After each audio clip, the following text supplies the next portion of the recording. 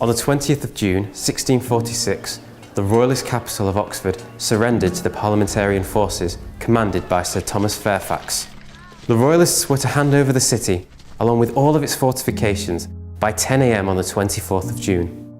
The loss of Oxford was to be the final blow to the Royalist cause, signalling the end of the Civil War.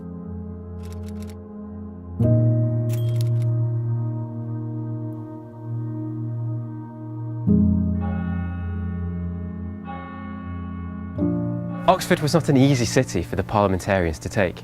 In fact, it took Parliament 3 attempts to conquer the Royalist capital. During the first siege, in the spring of 1644, Parliament's armies attempted to surround the city, converging on 2 fronts. However, due to a lack of coordination, the king was able to escape unnoticed, taking with him some 70 carriages.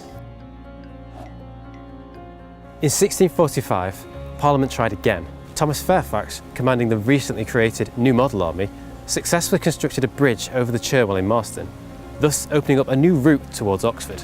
In response, the Royalists flooded the meadows, halting Parliament's advance. Early in June, the siege was abandoned when it was discovered that the king had already managed to flee the city.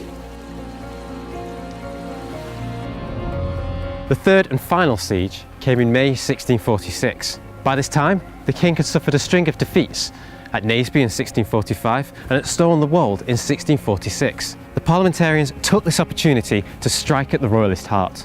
By the 11th of May 1646, Parliament's soldiers had occupied the hills east of Oxford and had sent a message to the city's governor, Sir Thomas Glenham, demanding that he surrender. When a response was not forthcoming, the parliamentarians fired a warning shot, one of the only shots to be fired during the siege, which landed safely in Christchurch Meadow, injuring nobody. By the 18th of May, the Royalists had agreed to negotiate. Meeting at the house of a local politician in Marston, the talks between Thomas Fairfax and the Royalists dragged on for almost a month. Finally, the Royalists agreed to surrender the city. The house in which these negotiations took place still exists to this day, marked by a blue plaque commemorating the surrender. The final siege is depicted in Jan de Wyk's evocative painting of 1689, which is thought to be based on sketches and maps of Oxford made during the siege. The artist uses an unusual perspective, seeming to show Oxford from the north and depicting parliamentarian soldiers on a hill in the foreground. Strangely, the hill on which these soldiers are depicted does not exist. It is largely believed, therefore, that the painting represents a part-imagined depiction of the siege, created by de Wyck to give the impression of an eyewitness account.